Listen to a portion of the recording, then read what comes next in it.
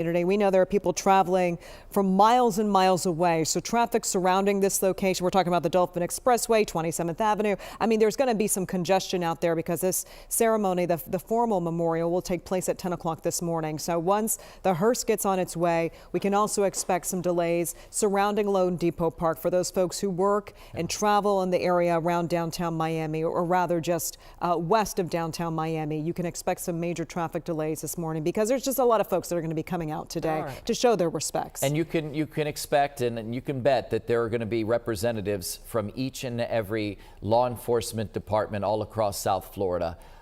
You'll have representatives obviously from the major departments, the city of Miami, but Coral Gables and the Miami-Dade Sheriff's Office, where Deputy Jaramillo was a part of, but all across Broward County, Monroe County, and not just the local South Florida area into Palm Beach County, but the entire state of Florida. And then beyond the state borders, you're going to have representatives from across the country who will be here at LoanDepot Park to say goodbye to Deputy Jaramillo, but also to honor and respect him for choosing this career path, for following in his father's footsteps, for being destined, as the chief Hudak said, destined to be in law enforcement, destined to be a hero, and dedicate his life to serving our community, which is why you're going to see tens of thousands of people filling LoanDepot Park, filling that section to honor and pay tribute to this young man gone far too soon, just 27 years old, but who left such a lasting impression and made such an important mark, was such a pivotal part of this community in just his 5 or so short years as a member of the law enforcement community. But he really made the most of those 5 years. And he was an outstanding young man. I mean, as a young man going off to University of Central Florida, graduating with honors with his criminal justice degree, he was an intern for the FBI, okay? And then he decided, you know what? I want to come back to South Florida. I want to work in my community. It's a special place. It is a special place. It brings you back. Yeah, it does. You and me both, right? He was gone for 20 years. You I was gone for a couple minute. of years. You know, it's a community that's so special to so many people, and to get a chance to come back and, you know, follow his dream of being in law enforcement, but to do it in the neighborhoods where he grew up, absolutely, the streets that helped raise him and that he was a part of, and the community that meant so much to him growing up that he now had a chance to protect and serve. He died tragically doing what he loved to the very end. The ultimate sacrifice. The ultimate sacrifice. The ultimate sacrifice. Let's go to Kendall now, the substation where he worked. He spent years working, or not years, a year and a half working there at that substation with his fellow deputies. Julia Bagg's been there for hours now, and she has seen the collection of law enforcement officials gathering dark and early this morning for that first processional leading to the church. And now we are now looking forward towards the hearse now traveling on its way to LoanDepot Park. Julia, tell us about how things have been going today. I saw that there were still quite a few vehicles leaving from that location.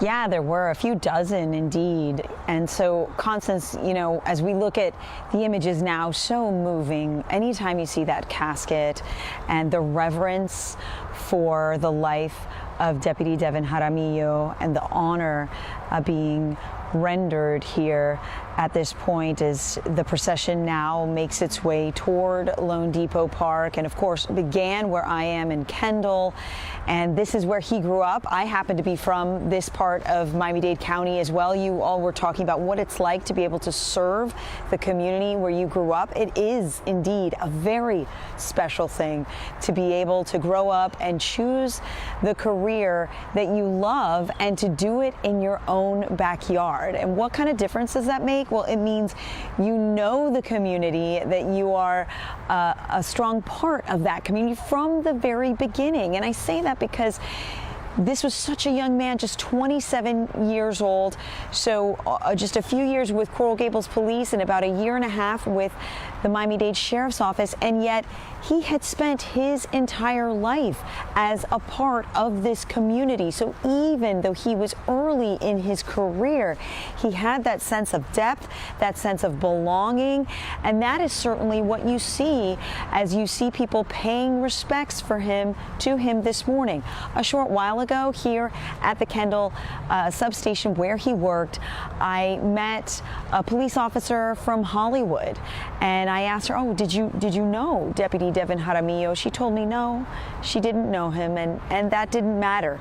It was important for her to be here to support his family, to support his fellow officers, fellow deputies who are missing him very much this morning. And I'm thinking about his family because, you know, last week when we talked about Officer David Cahuso with the Miami Beach Police Department, he was a 33-year-old officer who left behind a wife and 3 young children. And so this is a different case. This is where Deputy Jaramillo, a beloved son, a beloved brother, nephew, and colleague, who was just at the very beginning of his career and his life. And when you hear from Chief Ed Hudak from Coral Gables Police about the promise that this young man had and how he had already been honored in his short career early on, for him being honored by the Coral Gables Police Department and also the Miami-Dade Sheriff's Office, you got to wonder what might have become of this young man if he were still alive and were still patrolling these streets. Ari mentioned how Chief Hudak said, you know what, we are less safe without Deputy Jaramillo patrolling the streets. And this is a young man very rooted in his community, and you could tell that by the showing of deputies who lined up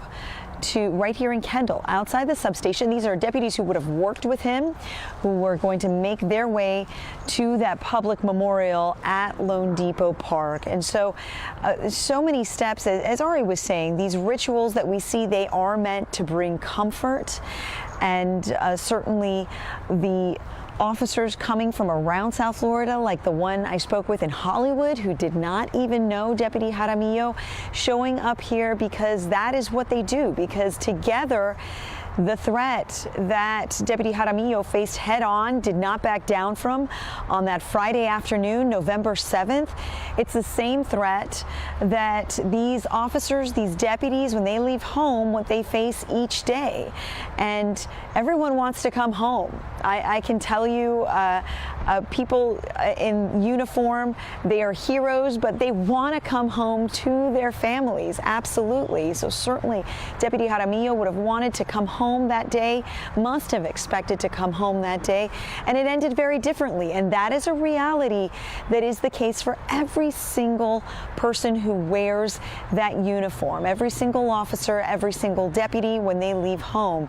And so as they come together around the family of this young deputy and the support that they are showing, I'm just so hopeful that that brings them very much comfort for a young man, because Chris, Constance, I've got to think they have to be so proud of him, his parents, of their son, his siblings, of their brother, his grandmothers who are about to speak at his funeral. They must be so proud of Devin Jaramillo and what he has accomplished in his short tenure, both with the Coral Gables Police Department and with the Miami-Dade Sheriff's Office. And again, he is a young man who grew up here, born and raised in Dade, as they like to say, in the 305, and certainly there's a lot of pride that comes with that. And what a privilege it has been for him, I can only imagine, to serve people he knew in his community, because what the difference that makes when you serve in a place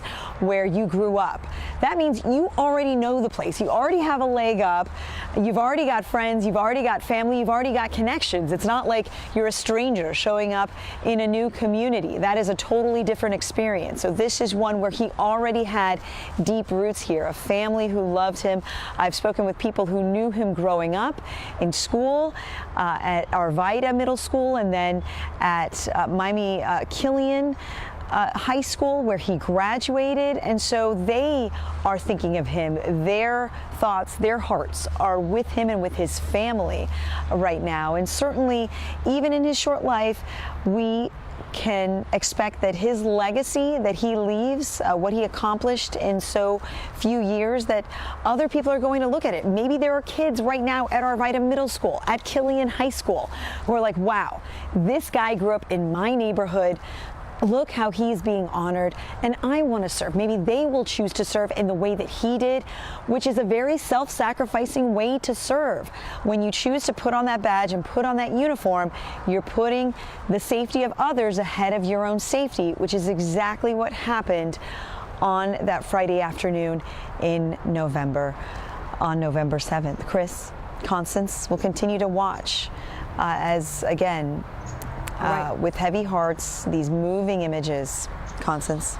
Julia Bagley for us, thank you so much. And back to the processional route that's happening here, starting at 27th Avenue, looping over to Flagler Street, and then finally, after going to 17th Avenue, ending at LoanDepot Park. Yeah. Slow procession. It is. The formation of the motormen escorting the hearse with Deputy Jaramillo's flag-draped casket in the back. As they slowly make their way, the relatively short 2-mile trip from St. Michael's over to LoanDepot Park.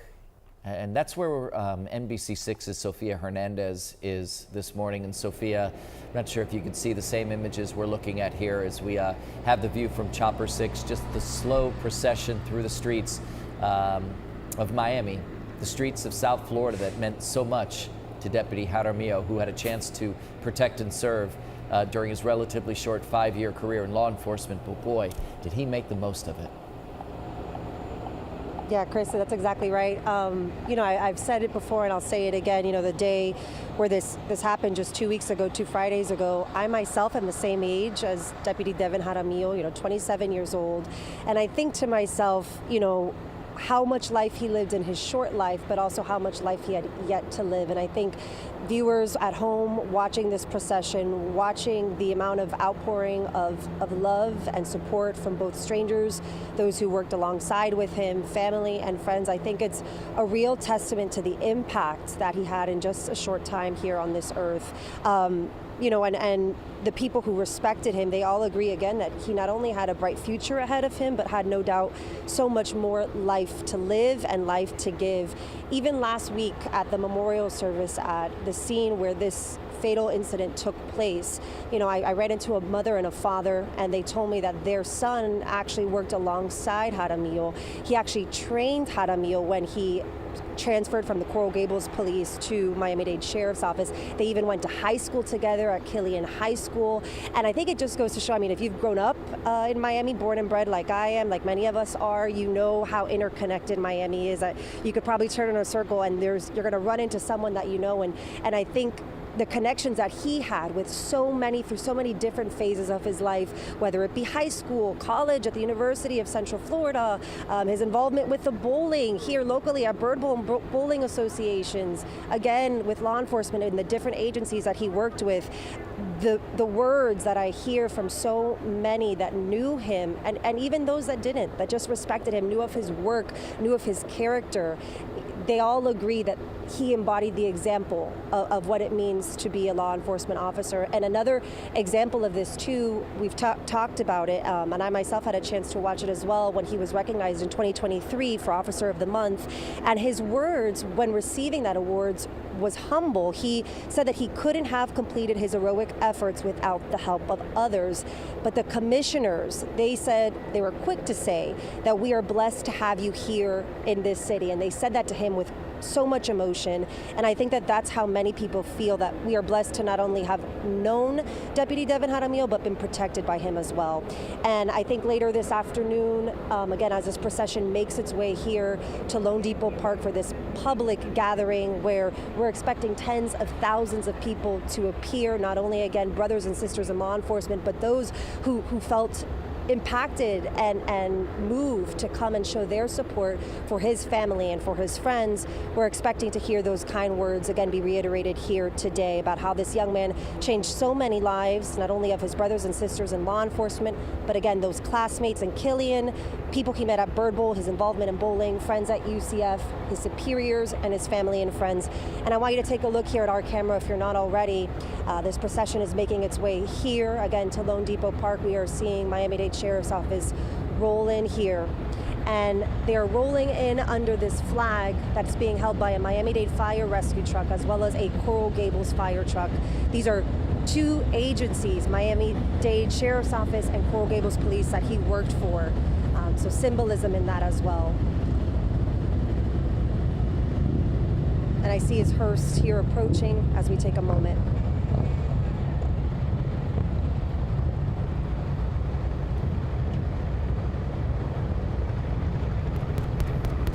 Sophia, you know, I'm thinking back to when I was in high school and college, and you as well. Obviously, you much more recently than I was, having some moments of levity here. But you think back and you're like, when you fast forward to where we are today, and you're like, oh my gosh, I'm so surprised that you're doing what you're doing, or you're doing what you're doing. It's a shock and surprise. But there's no one really shocked or surprised at what Devin Jaramillo ended up doing with his life. It seems like from an early age, everybody knew that, and Chief Hudak said this eloquently, that this was his destiny. Nobody was surprised that he followed in his father's footsteps, that he served the community, and that he was a valuable member of the law enforcement community, because that was really his calling and his passion. And I agree with that, Chris. And I think it's, it's very far few in between these days where I think you find someone who so clearly knows their path in life, the path that they want to take, both in their career and in the person that they want to be. And Jaramillo had no question as to what life had in front of him, and his calling really to serve, not only, to serve and to wear the badge, but to serve this community that he grew up in, this community that he was proud to represent, the community that made him into the man that he was. And again, I think that's why you see such an outpouring from so many people from really all across Florida, all across the United States, really, as far as law enforcement is concerned, different agencies from all over pouring out their support to this young man who so bravely, so courageously, so graciously took this calling in stride, and unfortunately that is the way in which he lost his life, so selflessly serving our community, protecting the community that he was so proud to serve.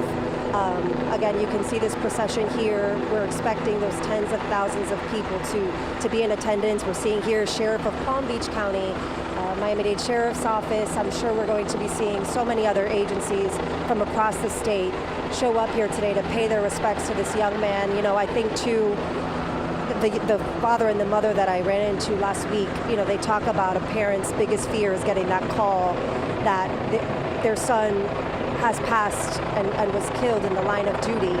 But again, I think we all know that, again, this calling was a strong one that he felt. And I think today is a way to pay our respects to this young man who so bravely and courageously continued to serve his community in any and all circumstances. Sophia, it's interesting to talk about a hometown hero, right? We've worked in this community for years. You're from South Florida. Chris is from South Florida. Brianna, we made the choice Julia. I'm not from South Florida, but I spent 2 decades here. Yes, so listen, you're an honorary South Floridian. But you come back, right? I mean, he was someone who graduated from college with honors. He interned at the FBI, but he made the decision to come back and to serve in the South Florida community. Here's a live look now. It looks like the hearse has just arrived at that location. I don't know if Sophia is still here with us as we're looking at these live images. No, not at this time. But you can see now the hundreds and also what we will see throughout today, the family of blue, the brotherhood and sisterhood in uniform. You'll be able to see them in full display. Officers from agencies across the state, which we saw last week at the other officer's funeral, standing shoulder to shoulder, united in grief. They're united in respect and also a shared understanding of how difficult this job is. When they make the decision each day to put on the uniform, to pin on the badge, they know that they are walking into danger, and they never know what the day can bring, and that's the story here, the sad, tragic story. But today we're also going to be celebrating his life, his legacy that he leaves behind, his short 27 years, but half a decade of experience roughly being a law enforcement officer right here in South Florida, keeping us safe. Yeah, and which he did each and every day until his untimely death. That's what he was doing. He was serving up until the very end. And for these sheriff's deputies, for these police officers, for these state troopers, this is tough for them because they're stoic and they're saluting and they're hurting inside, particularly the members of the Miami-Dade Sheriff's Office and the Coral Gables Police Department, those who worked side by side with Deputy Devin Jaramillo each and every day, who got to know him as a deputy, but got to know him as a person as well. And you know they're hurting inside and trying to stay strong for his family. But this is also why you see the outpouring of law enforcement from across the country to be there for members of the Miami-Dade Sheriff's Office to lean on, particularly his precinct in Kendall, where his police cruiser is set up outside, and with the growing memorial with the flowers and the pictures and the teddy bears and the American flags. Because as we heard some of the stories his friends shared on how much this country meant to him, and he was serving the members of this community. But it just goes to show the network of support that these officers across the country provide to each other, to give the members of that sheriff's office and the members of the precinct who really worked with him day in and day out, someone to lean on, someone to talk to, and to show that, hey, you're not alone in this. I know this is a reality check for a lot of police officers and deputies. It's a dangerous job. Of how dangerous their job is, and that, you know, every day that you put on that uniform, you're faced with unknown dangers. There's no such thing as what the words we hear all the time, routine call. No. You know, there's no such thing as a routine call. This was a traffic accident. You never know. A simple traffic accident. And it turned into this heartbreak, which is why we're here today. Yeah, it's a hard story. It's something, it's a calling, and that's what we've called it. You know, this is something that we know with this deputy. He grew up watching his father, who was a Miami-Dade sheriff detective, right? And also his uncle, who also served in law enforcement. So I'm sure he grew up with the examples, and he wanted to be probably just like his dad. Right? Who doesn't, though? You know, when you're a kid growing up. I wanted to be just like my dad. I thought I was going to be in the Army. We were waiting to see Sergeant Jones Part 2. No. But, you know, but all of us. ROTC, yeah, you look up to your parents. Yeah. So this is going to be a difficult day. We are going to be hearing, according to the program, from his mother. We're also going to be hearing from other members of his family. His grandparents or grandmother, I believe, will be speaking as well. So this ceremony is going to be, this memorial is going to be more than just, you know, pomp and the traditions of what we normally see at these memorials. We're going to get to know a little bit more about this deputy, know more about his life.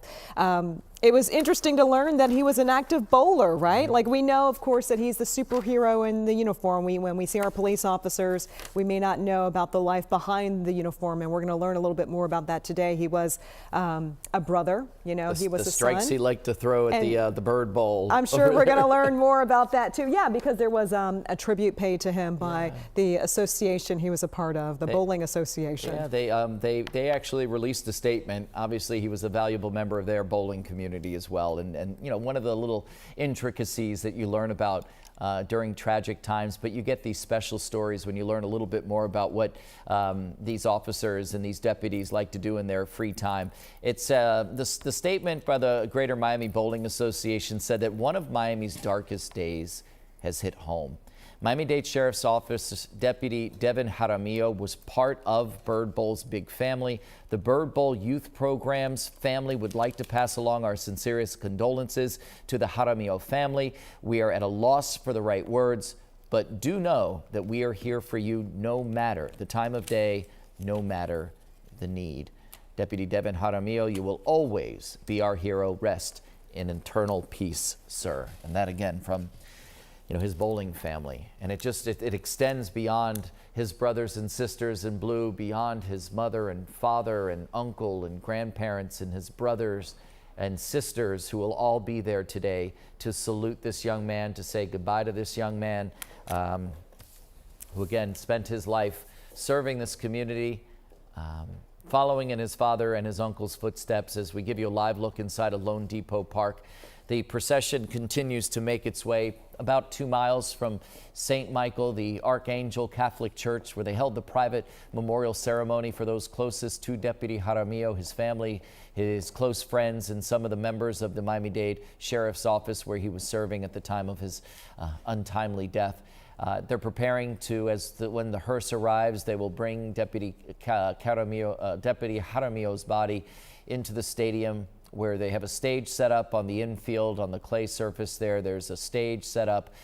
There's some chairs there in the infield, and of course the tens of thousands of others who will be filling those stands to say their final farewell to this young man who, again, grew up here in South Florida, born and raised, went to Arvida Middle School, went on to Miami Killian Senior High School, where he graduated with honors. He was summa cum laude and went on to study at the University of Central Florida, where he earned his degree in criminal justice. But while he was there, he really made the most of the opportunity. He interned with the FBI in Quantico, interned with the FBI offices once he returned back to Central Florida in Orlando when he was back at school. Graduated on the dean's list, a scholar, a son, a hero, and said, you know what, this is it. This is what I want to do with my life. Graduated from University of Central Florida and then made his way over to the Coral Gables Police Department, working for Chief Hudak there for nearly 3 years, establishing himself as a 22-year-old rookie, getting started, but knew what to do. We talked with some members of the police department and the sheriff's office who helped train him, and talked about his passion for this job, on how this was his calling, and this is what he knew he wanted to do with his life from a very young age. Think back when you were in high school. I know for some of us we have to go back a lot farther than others, but you look around at some of the people who you still have in your lives here today as you fast forward so many years later. Did you think that that person was going to be doing what they're doing now? The person who's a lawyer now, or who's a banker now, or who's a police officer now, and maybe you're like, oh, I'm surprised, I'm shocked. You know, people think, you know, I was quiet and reserved in high school, and people are shocked now to see what I do for a living. But that's not the case with Deputy Devin Jaramillo. Everybody knew what he was going to be. He had his path laid out, his mission clearly defined, that he wanted to give to this community, and he wanted to protect and serve and be a member of law enforcement, and to follow in his father's footsteps, to follow in his uncle's footsteps, the passion that he had for this job. Chief Hudak said this was his destiny. His destiny was to be a member of law enforcement here, and not just serving a community, serving his community. It's a little different. When you're born and raised in South Florida, you know, there's something about it that brings you back when you leave. When you leave, whether it's for school or to pursue your career options and endeavors in other parts of the country, you leave, but there's always that part of you that wants to be back home, that wants to be back. And I speak that from experience after being gone for a long time, but to be able to come back to your community and to serve your community the way Deputy Jaramillo got a chance to do is probably the ultimate reward for him. He wasn't a law enforcement officer in some other town. He was in his town. He was in his city, where he got to do this, where he got to protect the people that he grew up with, the people who meant a lot to him, the same people who are there today at St. Michael's Church, the same people who will be there today at LoanDepot Park to say a final farewell to Deputy Devin Jaramillo, just 27 years old. We're going to have continuing coverage of today's farewell ceremonies. We'll have it for you right here on NBC6, on NBC6.com and the NBC6 app, and of course across our network of digital platforms. Farewell, Deputy Jaramillo, and thank you for your service.